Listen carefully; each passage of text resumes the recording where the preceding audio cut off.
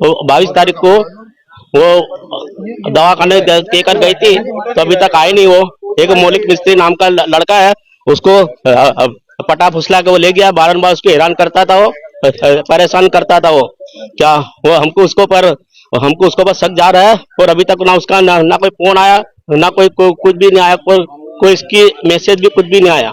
हमको ऐसा लगता है कि उसको है ना दूसरे लोगों ने गोंद के रख दी थी है, चार दीवारी के अंदर। ना वो उसको रात खबर पड़े, ना दिन दिन खबर पड़े। इसके अंदर इसके जो मौलिक मिस्त्री के पीछे वाले हैं, उनके सबका हाथ है क्या।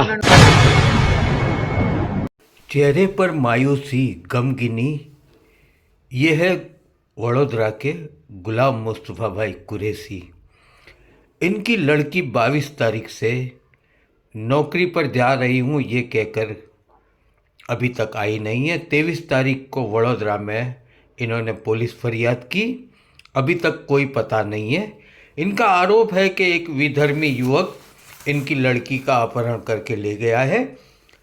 आज वडोदरा में कुरैशी जमात के सभी आगेवान, गुलाम मुस्तफ़ा भाई की फैमिली वाले और इनके साथ वडोदरा के सामाजिक आगेवान हाजी Junaid Sheikh police commissioner office गए थे और वहाँ आवेदन पत्र दिया है और रजूआत की है कि 23 तारीख को पुलिस फरियाद की है, अभी तक कोई रिजल्ट आया नहीं है। आगे देखिए पूरा वीडियो।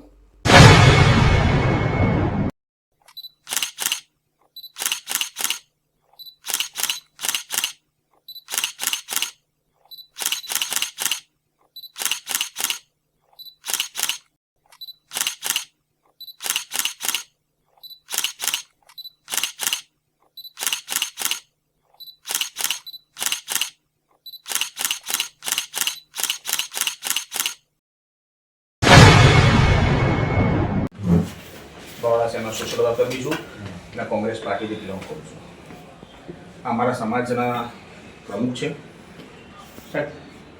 થોડા દિવસ પહેલાં એટલે કે 22 તારીખનો બનાવ છે.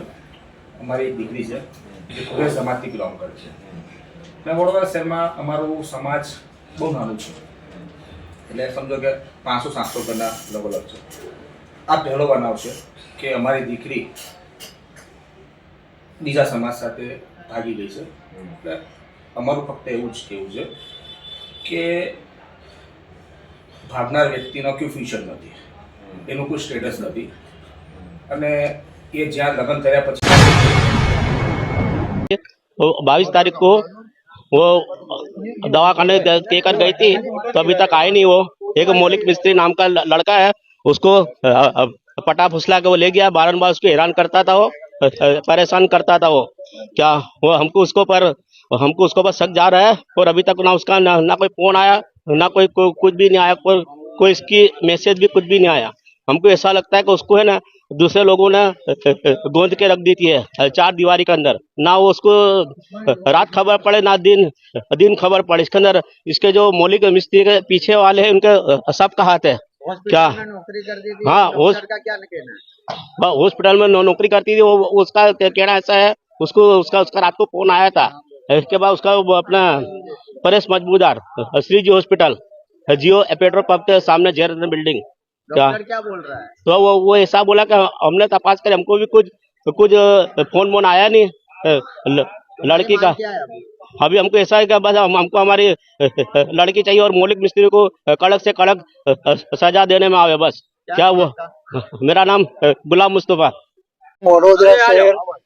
વડોદરા શહેર જિલ્લા કુરેશ જમાત પંચ છે એનું હું સેક્રેટરી છું. અમારો સમાજ વડોદરા શહેર જિલ્લા કુરેશ જમાતમાં લગભગ 700 જેટલા કુટુંબો વસે છે. આ બધા કુરેશ જમાતના આજથી 7 પેઢીથી વડોદરામાં વર્ષોથી રહે છે. કોઈ પરપ્રાંતિ અમારી સમાજનો રહેવાસી નથી. અમારી સમાજ વેપારી કોમ છે. આ સમાજની એક દીકરી 21 તારીખના રોજ નવાપોરા ખાતે શ્રી હોસ્પિટલમાં રિસેપ્શનિસ્ટ તરીકે નોકરી કરતી હતી. એ સવારે 22 તારીખની સવારે ડ્યુટી પૂરી કરી અને ઘરે આવી. ઘરે આવ્યા પછી એણે એના મા બાપને એવું કીધું કે ભાઈ મને આજે વધારાની ડ્યુટી છે, એટલે હું ફરીથી હોસ્પિટલમાં જાઉં છું. એમ કહીને ઘરેથી નીકળી ગઈ અને 22 તારીખના રોજ આ છોકરીએ લગ્ન નોંધણી કચેરી વડોદરામાં એક નોન મુસ્લિમ ભાઈ જોડે એણે અરજ કરી છે. અમે લોકોએ લગ્ન નોંધણીમાં તપાસ કરતા ત્યાંથી અમને જાણવા મળ્યું છે કે આ પ્રમાણે 22 તારીખે અરજી થયેલ છે. આ છોકરી ખરેખર આ છોકરો એને સિરી હોસ્પિટલની અંદર વારંવાર મળવા આવતો હતો. અમે સિરી હોસ્પિટલની અંદર એમના સ્ટાફને ને એમના ડૉક્ટરને બી કહ્યું છે કે તમારા સીસીટીવીના ફૂટેજ કાઢો.